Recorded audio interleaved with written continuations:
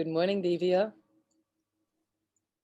Hello, everyone. A very warm welcome to this meeting of GRMT, full of warmth and basically a very understanding group where you feel so welcome. And once you join, you feel like you're hooked onto this thing. So it's beautiful to be here. A very warm welcome. I hope that all of you enjoy the story and the script that I'm going to share today. My name is Divya Gupta. I'm from India. I'm a special educator by profession. And to begin this meeting, I would like to share a very short video and then you can come up with your opinion on it. Natural disasters are part of the way the planet works. In the ideal world, we would all live in places that aren't affected by natural hazards. We wouldn't live near coastlines, we wouldn't live along the San Andreas Fault in California, we wouldn't live underneath the volcanoes in the Pacific Northwest, but we live where our homes are. I mean, those are the places that are important to us. And then there are many people that don't have choices.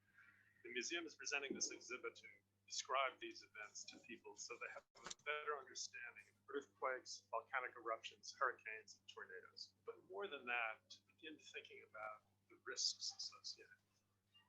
As climate warms, we expect there to be more severe storms, more severe droughts, more wildfires, and to some extent, over the last decade, we've seen just that.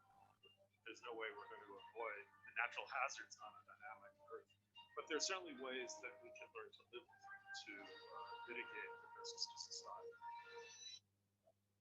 So this is something which I have always wondered about every time I heard about a natural disaster in any place, whether it's an earthquake, a wildfire, or a tsunami.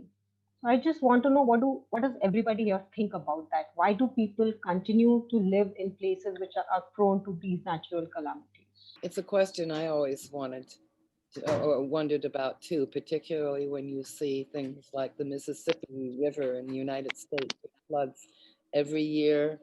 Every year people get flooded out and then they go and they rebuild right on the banks again. It's a good question. I think that maybe they're attached to the place or they're economically dependent on that area, maybe.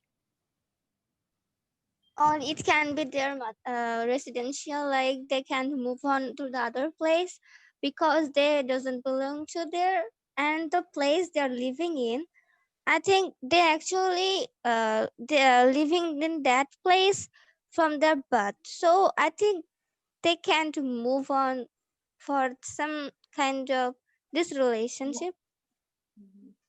Some kind of emotional attachment or economic Yes, some dependency. kind of emotional attachments. Yeah.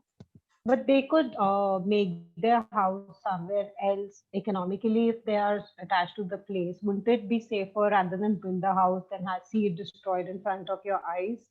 What Well, kind of some people emotional? can be poor and they can't have so much money to build, to buy another place to build their home or house, or get another place for their living place.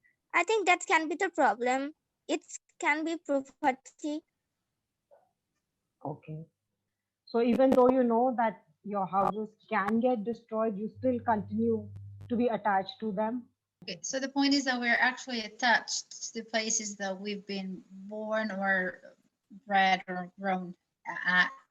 And another thing is that we may believe that even though there might be hardships and calamities, as you mentioned, we can still surpass these things. I mean, the human race has successfully lived all over the world, okay, like barren tops and mountain tops, and then the scorching desert. So there's just like people in our school that actually says these things, really. So this is the case. I mean, we sort of love the place we were grown, and we do not easily leave this place, even though there are bad things there or there are hard things to do. I mean, it's like the emotional thing. That's what I'm saying. We try to stay to a place that we love, that we're accustomed to, and we think that maybe in the future we'll make things better.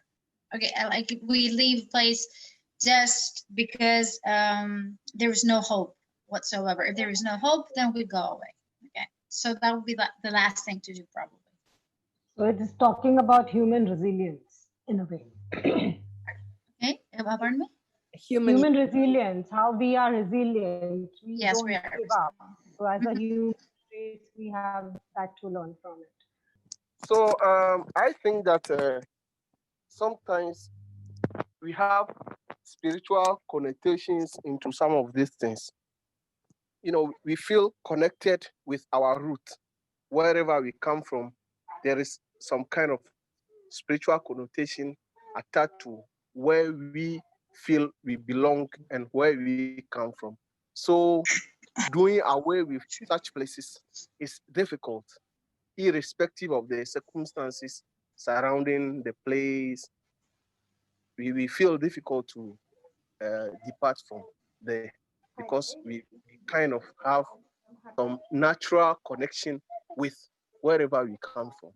I wonder too if we also have that thinking of the known is at least we know what to expect. If we go somewhere else, that's an unknown, and we wouldn't know, what to expect. And maybe this is a freak thing that happened, and it's not going to happen to us again. And if we rebuild, that whole thing of at least we know what to expect here. Known devil is better than the unknown one, I think. Maybe. That's true. So does anybody live in such an area which is prone to a natural calamity like that? Would anybody like to share their experience on this if they are living in this area? Anybody? Well, I can share something. It's about my aunt's husband's house. They actually living in the city area. I mean the capital of our country, but my uncle is coming from a village which is just located to a river.